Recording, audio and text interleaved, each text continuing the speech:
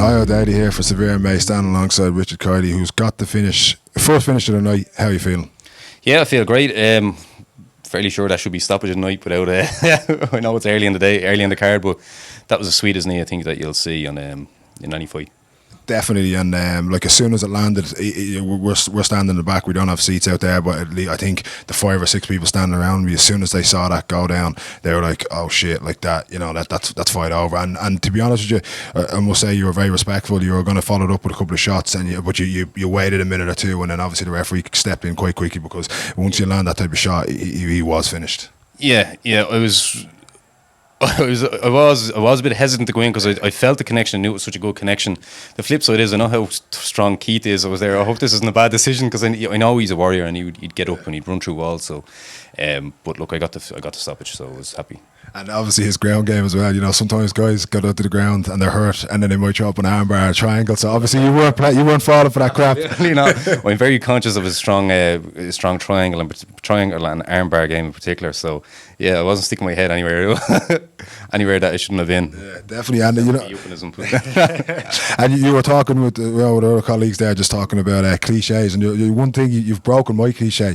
Any fighter that I usually come in see with ankle socks on, obviously he's coming from a kickboxing background, and I was thinking, right, he obviously wants to kick, and so you see a lot of them guys one trick ponies and they get finished by a submission, or maybe they get hurt themselves. So you've broken that mold for me. That's a broken cliche. There's a reason for the ankle bands. I tore all my right ankle ligaments 3 weeks before the fight. So my training has been hindered by that. So I didn't want to wear one ankle thing in case he went for it. So I wore 2. So like the next one you won't see any ankle socks. So so you can reevaluate your cliche and go, or you reevaluate your thought processes. But that's not a fashion statement. That was just as an injury there. So, and we've seen you fight at a heavier weight. I know you're fighting a middleweight and some amateur fights as well. Like, what was the drop down? Because you look solid. Like, you know, you look like the bigger opponent in there. Like, you know, and coming down, you know, how was that coming down to 70? Was it a difficult cut or? Yeah, well, I had seven nutrition supplements have really helped me with my cut, and Dean St. Mart, who gave me a great assistance, because I'll be honest with you, I was fighting at a higher weight class. I was fighting guys that are 6'5", 6'6", and there's a massive disparity. I'm still able to kick them in the head now, but there's a massive disparity in size. So 77 is my natural weight class based on my body composition. That's where it should be. So, you know, this is where my future is in welterweight.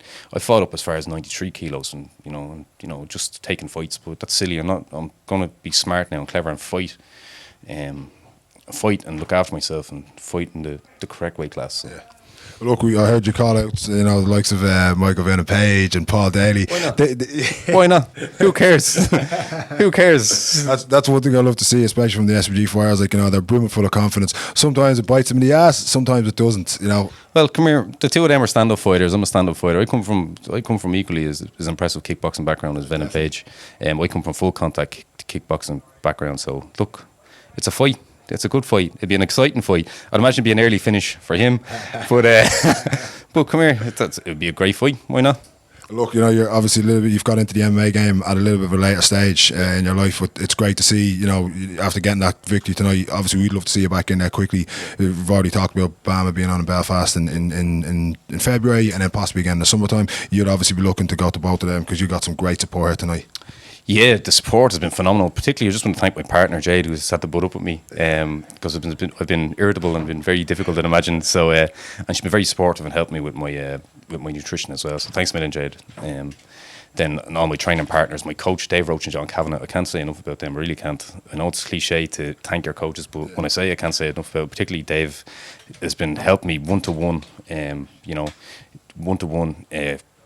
In terms of my ring craft or my cage craft, you know, on the cage, my ground game, so that my skill level has increased exponentially. And John facilitates classes where he just breaks the most difficult things down so simply. So I'm in the hands of two geniuses, and again, I don't use that term lightly, but I really appreciate the support.